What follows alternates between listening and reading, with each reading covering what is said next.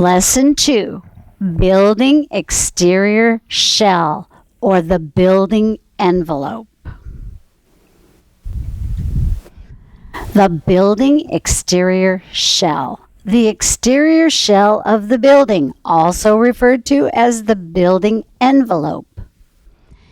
In early 2000, a large number of building exteriors were poorly constructed.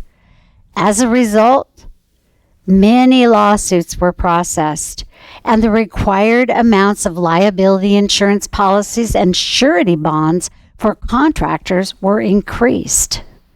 In 2007, the legislature decided to require licensed contractors to complete building exterior shell training.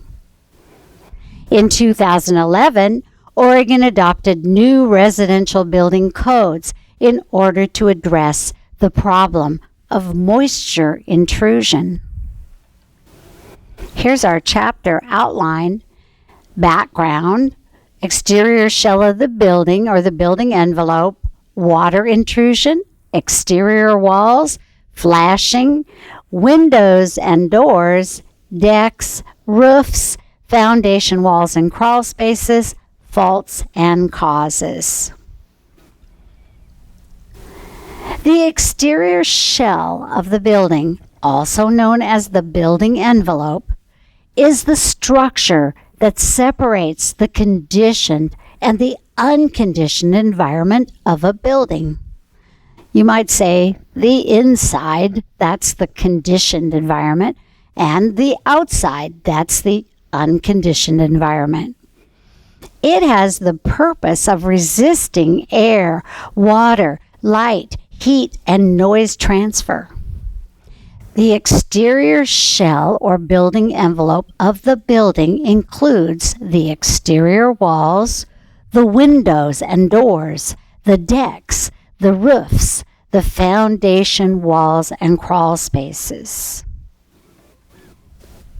Water intrusion.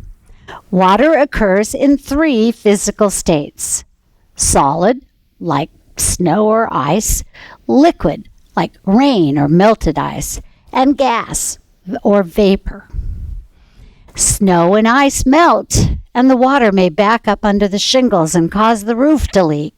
Rain strikes the walls and may penetrate under siding. Water vapor can penetrate walls through diffusion. Groundwater can saturate concrete foundations and penetrate by capillary action. The use of rain-saturated building materials can promote growth of fungi and decay. The exterior walls. Exterior walls that allow moisture penetration are the main reason for problems with the building's exterior structure. Mold and fungi can grow inside walls that are not built properly. Oregon requires contractors to use a rain screen system to install siding on exterior walls. A rain screen system is created by leaving an 1/8-inch gap between the siding and the water-resistant barrier, which creates a capillary break to allow water drainage and evaporation. They also recommend the use of integrated flashing. Flashing. Builders must install corrosion-resistant flashing in the following locations: exterior openings of doors and windows, over all projecting wood moldings and integrated gutters, where the decks and the porches attach, and some others. Contractors should consider galvanic corrosion factors and the galvanic scale when determining what types of materials to use with the flashing. With metal flashing, the safest strategy is to use metals of the same type in materials that have contact with each other. For instance, use stainless nails with stainless flashing. Window and door assemblies. Windows and doors must be approved to withstand the environmental conditions of the place where they are installed. Additionally, they must be installed properly and using flashings that are resistant to corrosion. I know it's a trend in construction today for people to order their own material and then have an installation contractor who installs that material. But if someone orders windows and doors for you to install, it is your responsibility to double check that the designer and the architect or the contractor ordered the proper doors before you install them. Deck assemblies. Waterproof deck assemblies present building challenges. The proper selection of design, materials, and construction methods is necessary to protect the structures against water penetration.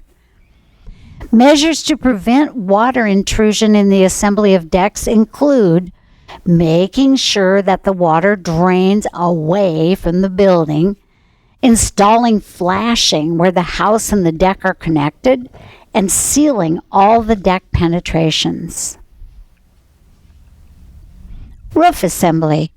A large percentage of the problems related to construction are due to the intrusion of water through roofs. The most common cause of roof failures is improper installation. In roof decks, they should be covered with approved coverings. They should have flashing installed to prevent water from entering through the roof and wall connections or at any other penetrations like chimneys. Roofs should be protected with overhangs, roof drains, and valley and edge flashing. Foundations. Foundation walls must protect crawl spaces and basements from water intrusion. Here's some ways to prevent water penetration of foundation walls. The backfill against the foundation wall should slope away from the foundation. You want to install ventilation openings through the foundation walls or exterior walls and waterproof the walls. Insulation should allow water insulation up underneath the foundation should allow water to run off. It should be installed so that it's tilted so that the water runs off and prevents puddles from forming and evaporating up into the building. Install drains around the foundation.